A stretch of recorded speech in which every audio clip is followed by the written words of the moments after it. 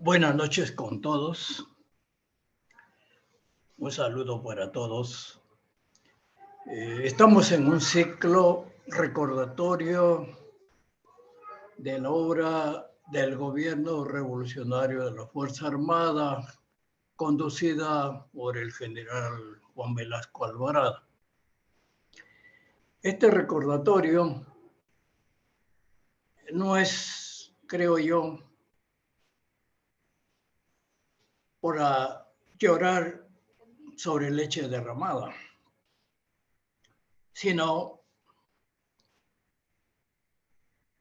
sacar lecciones y formular algunas alternativas a la luz de las circunstancias actuales. La reforma agraria fue todo un proceso histórico. Ya desde la década de 1950 hubo una movilización campesina que buscaba recuperar las tierras que fueron usurpadas, arrebatadas a la población nativa durante la colonia y también durante la República. Varias comunidades de la sierra ya estaban invadiendo algunos latifundios, tratando de recuperar sus tierras. El agro nacional estaba constituido fundamentalmente por un sistema feudal en la serranía, en la que los campesinos eran vasallos del hacendado. Los hacendados siempre estaban coludidos con el poder local. Prácticamente ellos gobernaban los distritos, las provincias y los departamentos. Siempre coludidos con la iglesia y con la fuerza pública, con lo cual ellos estaban emparentados. Y el país estaba gobernado por una oligarquía terrateniente que a partir de la posesión de los latifundios en la costa, latifundios agroindustriales, se iban acaparando todos los rubros de la economía nacional y también todo el poder político estaba en manos de los oligarcas. Incluso había compañías extranjeras como la Cerro de Pasco Corporation, que era dueño de la Oroya, las minas de Cerro de Pasco, pero también le quitaba las tierras a las comunidades campesinas para criar ahí ganado para los que trabajaban en las minas. Ponían cerco para que no ingresara los comuneros ni su ganado. Y si el ganado ingresaba al latifundio, le capturaban toda la manada de ovejas o de vacas y no se lo devolvían a la comunidad. Era un abuso tremendo. Justamente como en esta zona en la que la Cerro de Pasco tenía cientos de hectáreas agrícolas arrebatadas a las comunidades campesinas, se produjo en 1960 una lucha campesina por la recuperación de sus tierras que se les habían arrebatado.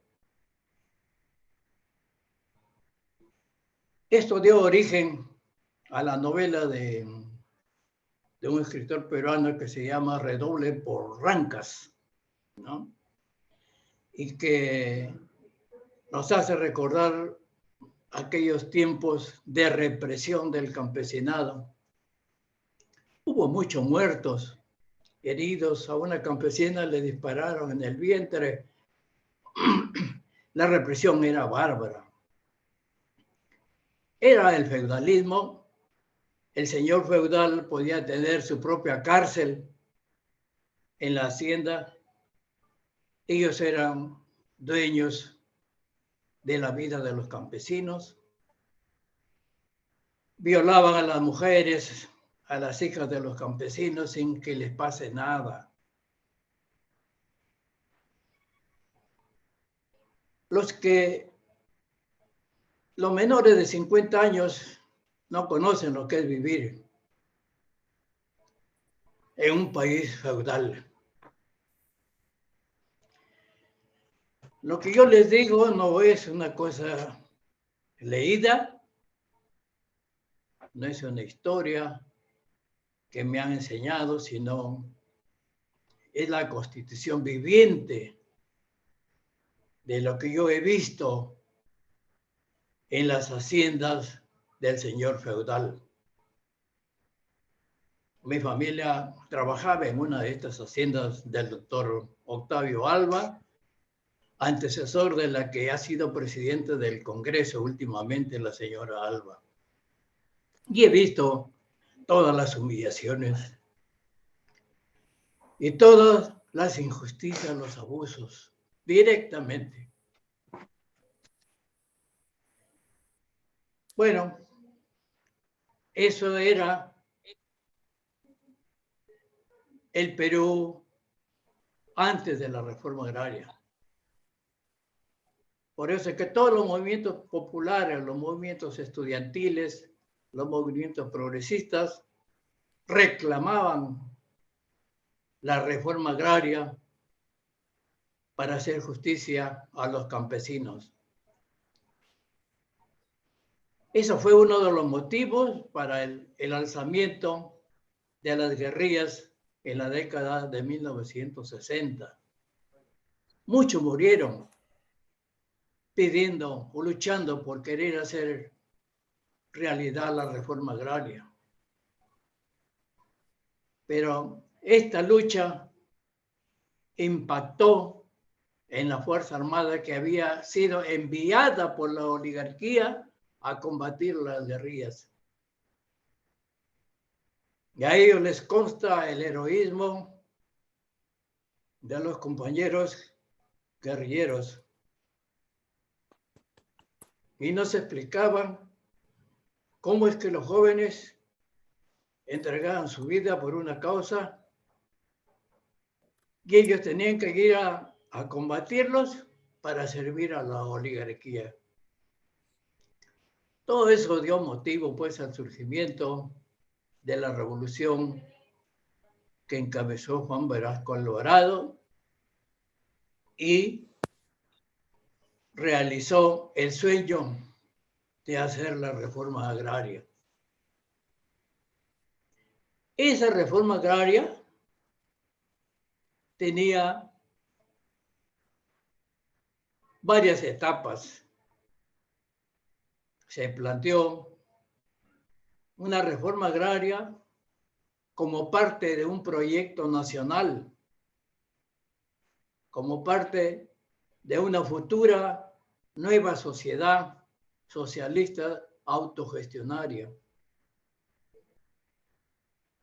La idea era tener un gran sector económico de empresas asociativas formadas por cooperativas de producción, cooperativas de servicio, cooperativas agroindustriales, sociedades agrícolas de interés social, empresas de propiedad social, un gran sector económico compacto, empresarialmente competitivo. Se formó con esta idea la Central Nacional de Empresas Campesinas, presidida por el ingeniero Rubén Zárate Espejo, que era de la SAIS Tupac Amaru. En ese entonces yo era el gerente general de la Central de Empresas Campesinas. Pero cuando estaba en plena ejecución de la reforma agraria, el presidente Velasco fue depuesto, como ya sabemos, y se truncó la reforma agraria. Ya no se pudo cumplir las etapas de capacitación. Se llegó a instalar y a funcionar el Centro Nacional de Investigación y Capacitación Empresarial, el CENSIRA, pero ahí nomás se desactivó la reforma agraria y no pudo continuar su labor. Y el límite de la propiedad en la costa era de 150 hectáreas como máximo. Nadie podía tener más de 150 hectáreas. Pero como depuesto ya Velasco, Morales Bermúdez puso fin a las expropiaciones y a las adjudicaciones que estaban pendientes. Se desactivó la Dirección General de Apoyo a las Empresas Campesinas que funcionaba en el Ministerio de Agricultura. Se desactivó la Empresa Nacional de Insumos que importaba fertilizantes a precios de costos y fines de lucro, y prosiguieron los siguientes gobiernos, ¿no?, con establecer el mercado libre de tierras, y se estimuló, se bloqueó a las empresas campesinas y se promovió su parcelización. En estos tiempos, la izquierda, parte de la izquierda radical, como Vanguardia Revolucionaria, Patria Roja del Partido Comunista, del que salió Sendero Luminoso, todos estaban en contra.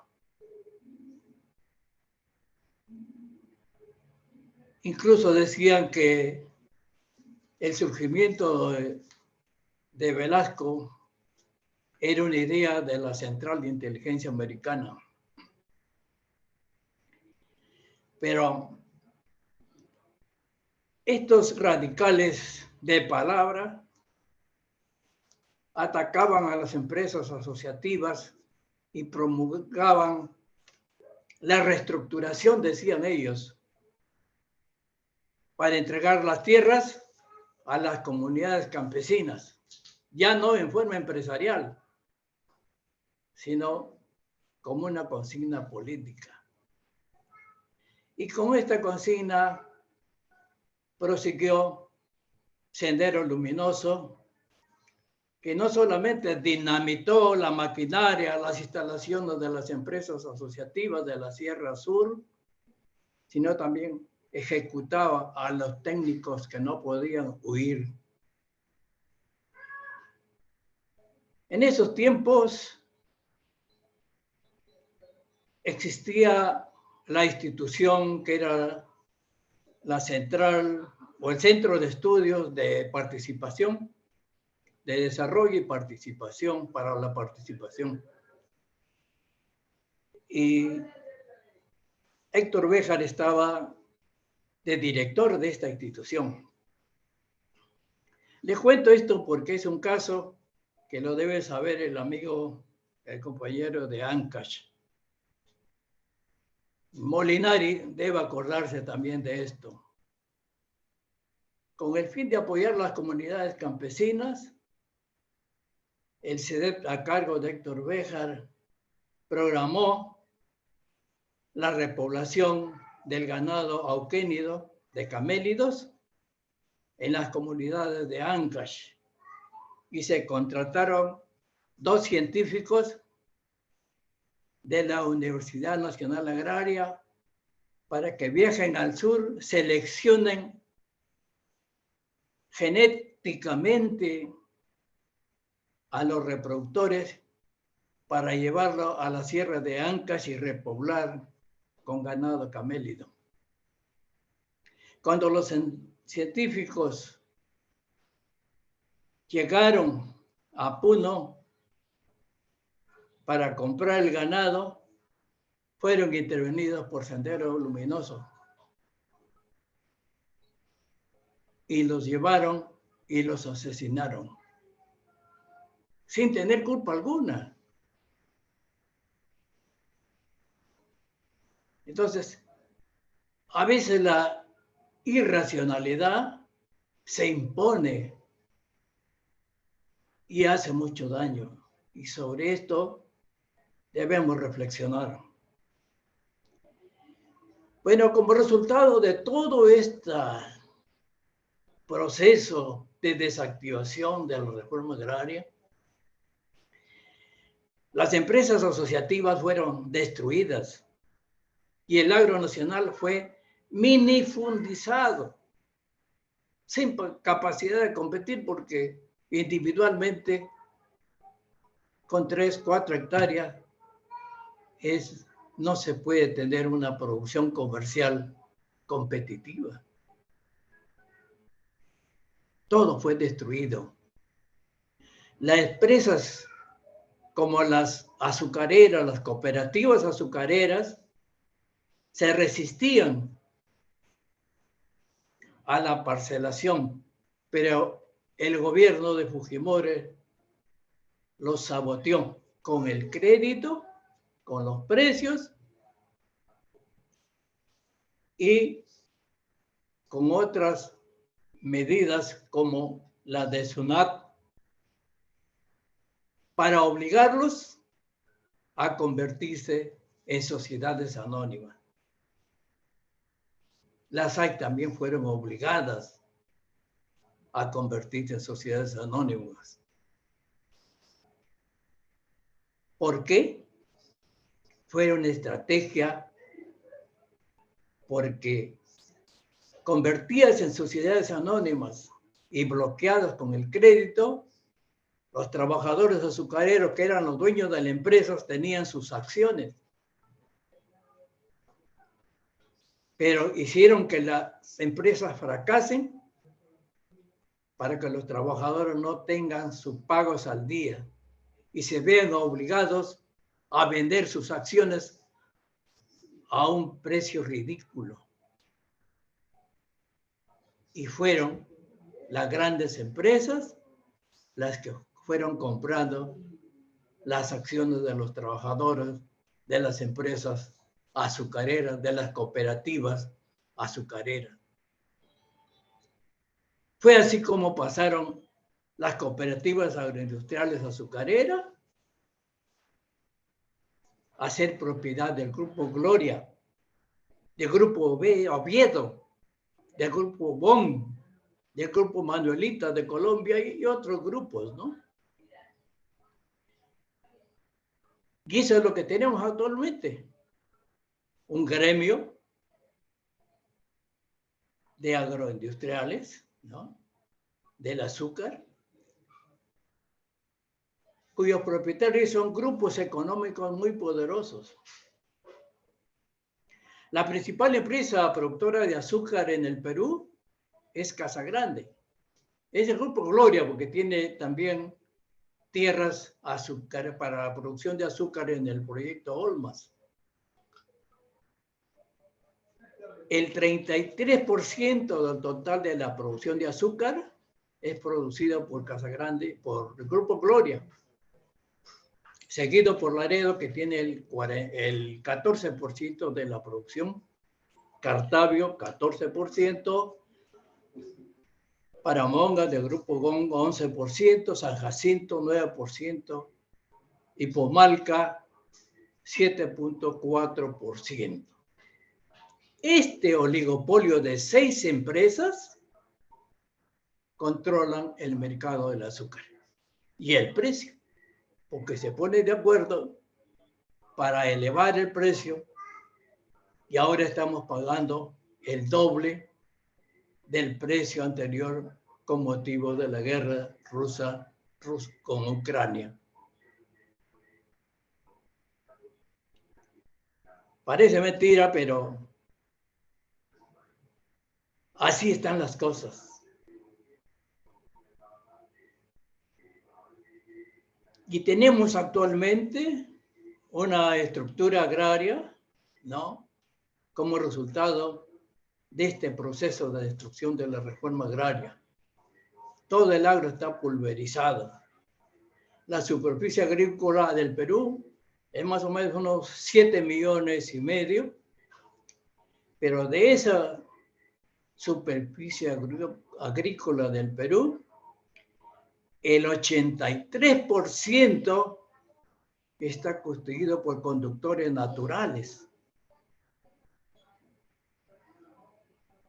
Lo que antes eran las cooperativas, que era más del 90% del sector asociativo, ahora las cooperativas solamente son el 0,1%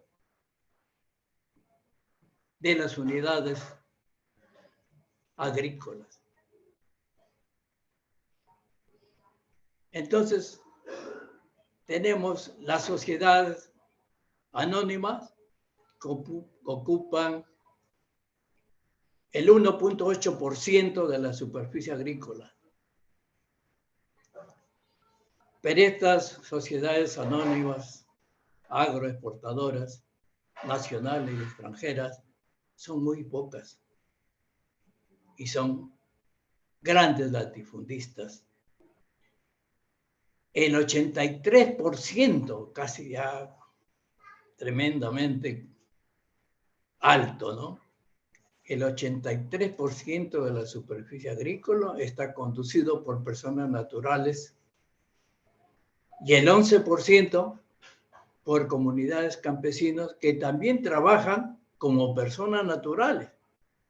En las comunidades campesinas el trabajo no es comunitario, cada uno tiene su parcela, cada comunero. Si sumamos lo de las personas naturales y los comuneros, tendríamos que el 94% de la superficie agrícola nacional está conducido individualmente.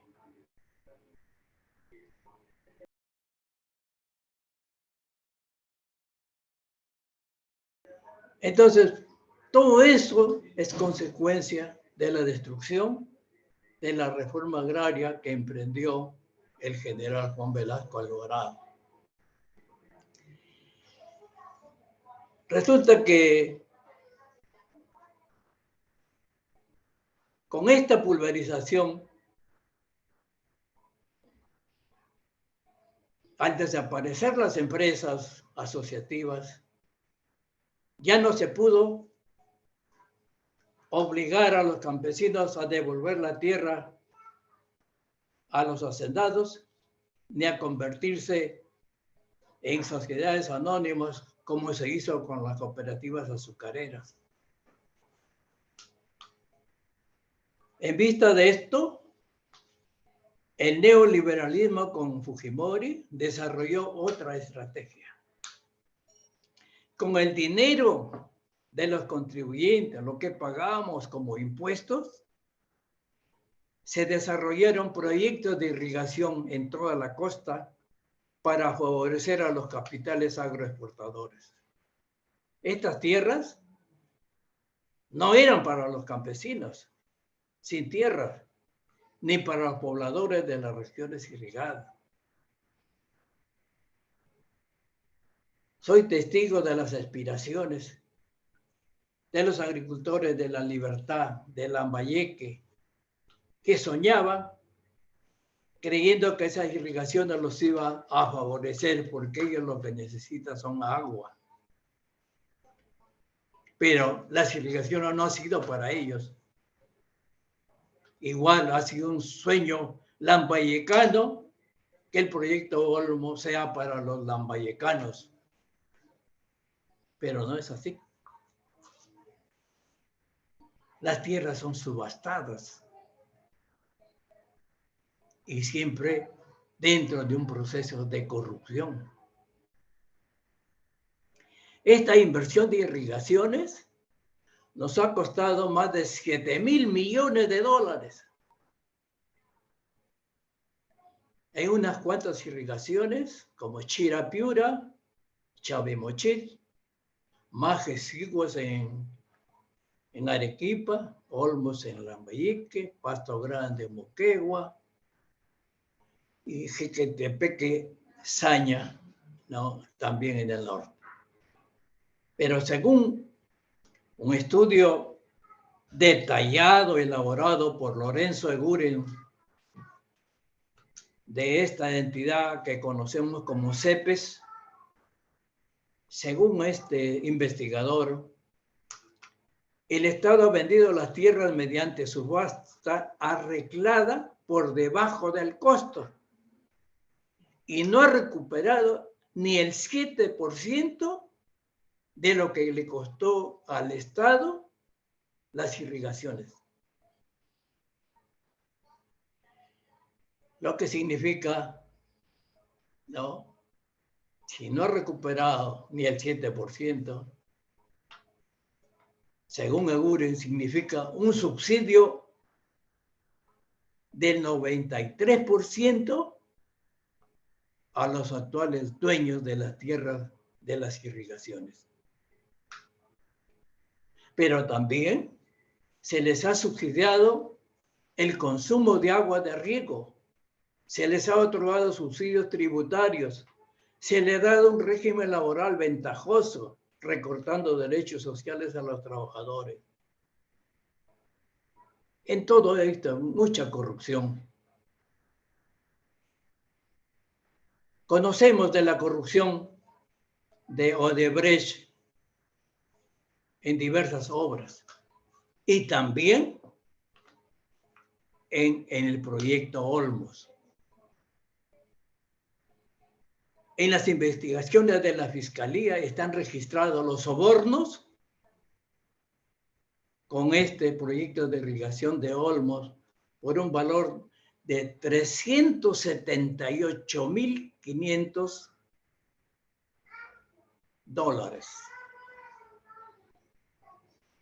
Y están en una lista que ha entregado el representante de Odebrecht en el Perú con sus seudónimos. En la lista aparece, por ejemplo, con el seudónimo de Gorno, que podía ser Gobierno Regional del Norte, Gorno, a quien han entregado de coima $168.776. En esos tiempos estaba de gobierno regional, llegó de Simons. Aparece otro receptor de coimas con el seudónimo de Terco, a los que han entregado de coima $86.000. Y otro que aparece con el seudónimo de Comisao, que ha recibido $153.520 de soborno para la irrigación Olmos, en las que el propio Odebrecht se convirtió en dueño de tierras. Hizo sus arreglos y aparece el Grupo Gloria como dueña de una gran cantidad de tierras en la irrigación Olmos. Entonces, como ustedes ven, ¿no? Ha ido evolucionando la estructura agraria. Hoy tenemos en esta estructura agraria latifundios mucho más grandes que los latifundios expropiados por Velasco. El Grupo Gloria tiene 111.000 hectáreas propias, aparte de las que explota a través de más de 20.000 proveedores de lucha que son ganaderos y que tienen sus parcelas, pero que están al servicio de la empresa Gloria. En segundo lugar tenemos, por ejemplo, el Grupo Romero. El Grupo Romero tiene 36.700 hectáreas. En Piura, el Grupo Romero tiene la Corporación Caña Brava, conformada por Agrícola del Chira S.A., que se encarga de sembrar caña y procesarla, con otra empresa que es también del Grupo Romero, que se llama Sucro Alcoholera del Chira, que se encarga de la molienda y la producción de etanol, biocombustible. Y también otra empresa que se llama Bioenergía del Chira, que procesa el bagazo, quema el bagazo para la producción de energía eléctrica que vende a los usuarios. Pero el Grupo Romero además tiene en la selva inmensas plantaciones de palma. Ahí tiene las empresas Palmas del Espino, Palmas del Sanuchi, Palmas del Oriente, para la fabricación de aceite de palma, pero también tiene plantaciones de cacao y otros productos, deforestando la Amazonía. La Fiscalía le inició un proceso por la deforestación amazónica, pero el poder puede más, y de eso ya no se sabe nada, no se habla de la deforestación por acción del Grupo Romero para palma aceitera. En tercer lugar tenemos el Grupo Camposol. Este grupo mayormente tiene sus tierras en Chavimochic. Tiene 25.000 hectáreas. Es una transnacional de capitales norteamericanos, ingleses. Los norteamericanos tienen el 30% de esta empresa. Los ingleses tienen el 15%. Pero también está Noruega, Finlandia, Islandia, que son los dueños, son los accionistas de esta empresa. Y también tiene esta empresa plantaciones en Colombia y Uruguay. Pero acá tiene un trato especial, no solamente tributario, sino contra los derechos laborales de los trabajadores. En cuarto lugar tenemos el Grupo Virú, que tiene 23.000 hectáreas propias y arrendadas. Exporta por más de 300 millones de dólares anuales. Sin embargo, recibió el subsidio financiero del programa Reactiva Perú, que como ustedes recordarán, con motivo de la pandemia, se puso en marcha este programa de ayuda financiera y se le dio casi 3 millones de dólares. Igual el Grupo Damper, que tiene 20.000 hectáreas, exporta por más de 200 millones de dólares y recibió también el subsidio financiero de Reactiva Perú, también por casi 3 millones de dólares. Y así hay varios grupos económicos que son dueños de latifundios y que reciben la ayuda del Estado. A diferencia de Europa y otros países que no permiten la existencia de latifundios.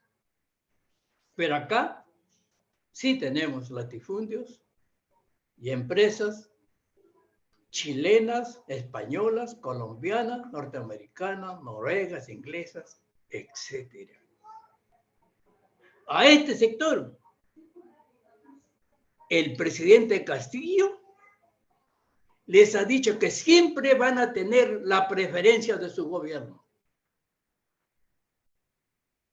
Lo pueden ustedes comprobar en la documentación, porque fue en un acto público convocado en una reunión oficial con este grupo de latifundistas de la agroexportación, convocado por el líder de la agrupación de izquierda Juntos por el Perú, en la que están los dos partidos comunistas, el Partido Socialista y otro grupo de izquierda.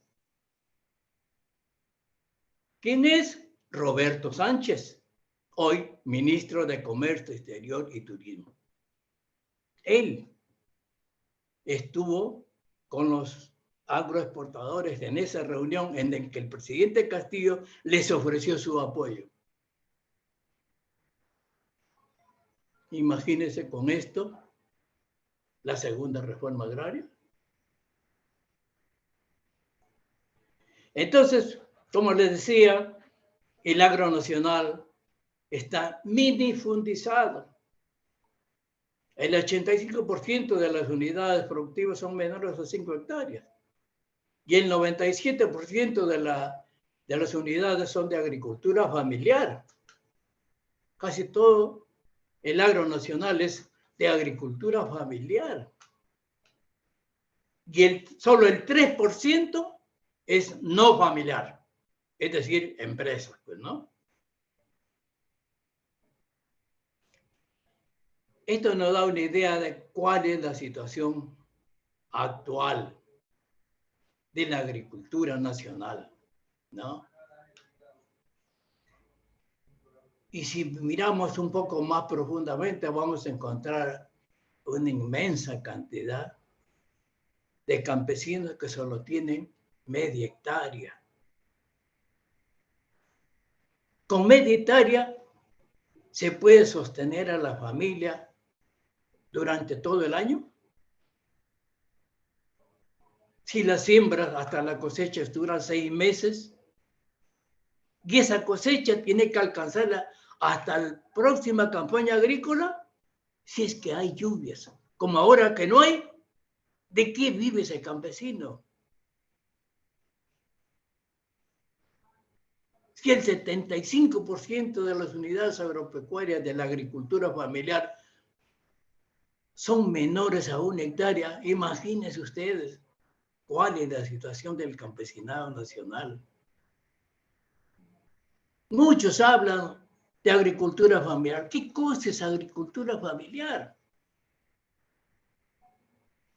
Cuando las labores agrícolas participan padres, hijos, abuelos, nietos, yernos, nueras, mujeres embarazadas y cargando en la espalda a sus bebés, están ayudando a revolver la tierra.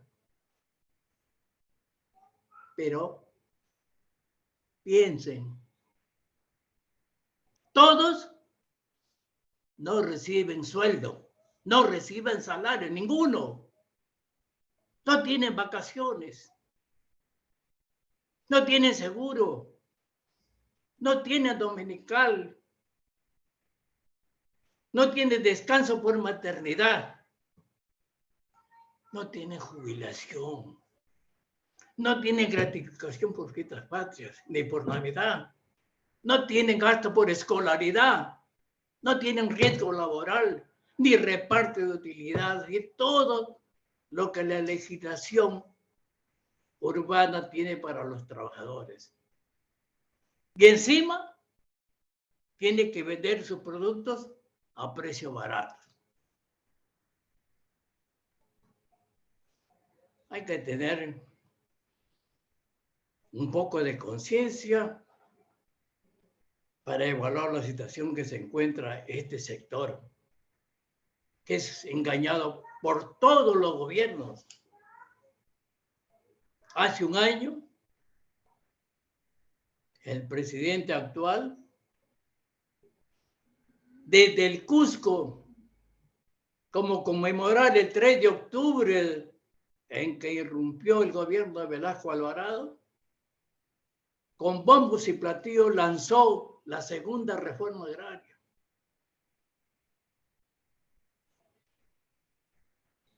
Todo era una farsa. Nunca se destinó un presupuesto para esta reforma agraria. Para financiar la corrupción con obras para sus allegados, para sus familiares, para los que financiaron sus campañas, sí, 113 millones para 33 proyectos de obras. Y para la reforma agraria, 0. Hizo un decreto declarando al agro en emergencia a pedido de los gremios. Ni un solo centavo. Entonces, ¿qué está pasando ahora? La actual ministra recién está formulando un anteproyecto de ley para la segunda reforma agraria. Pero una reforma agraria que no reforma nada. Es una reforma agraria que plantea hacer las mismas actividades que ya vienen haciendo los gobiernos anteriores. No hay nada nuevo, ni reforma nada. Bueno, esa es la situación actual del agro nacional.